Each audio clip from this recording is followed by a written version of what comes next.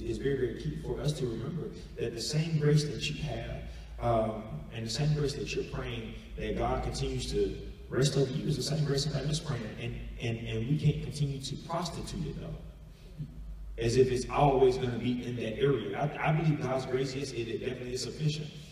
But then God allows us to be exposed a little bit to teach us a lesson. Absolutely. What you think, God? I agree.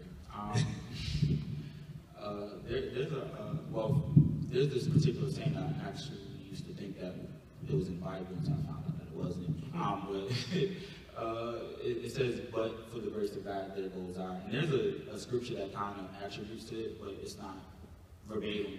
And what that really means is that, yeah, it's you this time, but the next time it could have been me. And the only reason why it wasn't me this time is because God has given me a little bit of leniency. And sometimes what we do, like Pastor Adrian was just saying, is that we judge them or we condemn them because they got caught or they've been put on Front Street. And it's kind of like a lot of times the reason why you were around when they were exposed is because that's God giving you a warning and saying that this could be you next. And so instead of, I believe in a moment of exposure, when you're the one watching someone being exposed, you have two options: to shut up and say nothing, or to look at that as a warning and use it as a means to pray for the person. Because the Bible says that when after you've been converted, go back and pull someone else along with you.